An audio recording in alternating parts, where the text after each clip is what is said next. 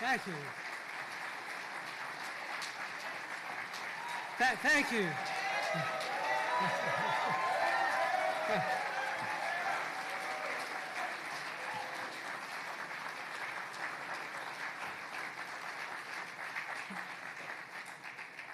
Thank you very much. And thank you, J.A., for your gracious introduction.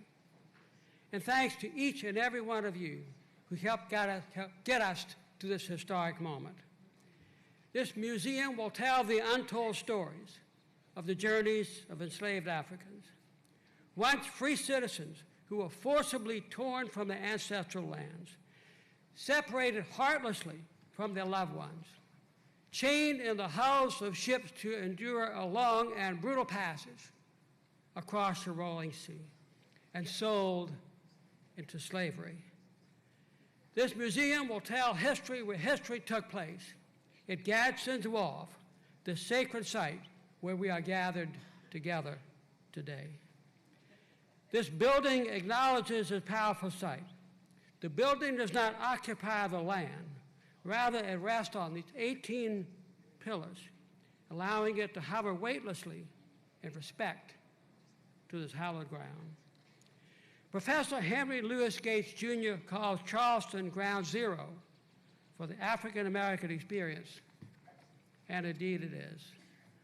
Almost half the enslaved Africans who were brought to America arrived in Charleston, and the majority of African Americans living today can trace their history here.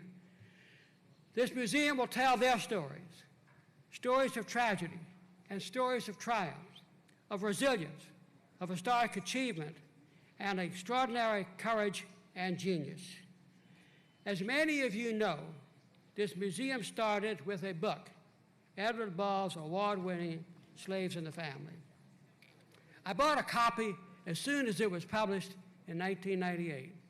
I'd met Edward Ball years earlier while he was in Charleston researching and writing this book, where he explores his family's slave-owning past. Reading this book for me was transformative. When I finished, I vowed we must build this museum in Charleston. It was long past time that we told our true history, our country's history. Because truth sets us free, free to understand, free to respect, and free to appreciate the full spectrum of our shared history, free to feel empathy and common purpose, and free to build a stronger future together. Getting to this historic moment has been a long journey.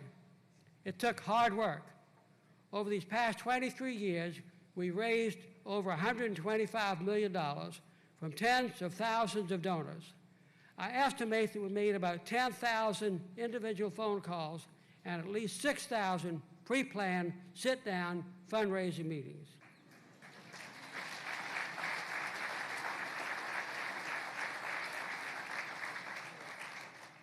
And our quest to seek and demand excellence in every single aspect of this museum is unrelenting. The results are splendid. Harry Cobb's elegant building, Walter Hood's extraordinary landscape design, the robust exhibits, the Center for Family History, a committed staff and volunteers, nationwide partnerships, and generous donors. This museum that we open today is a gift to our country, and it is a gift to each of us and to future generations. This powerful museum will teach us and inspire us to build a better future together. Thank you.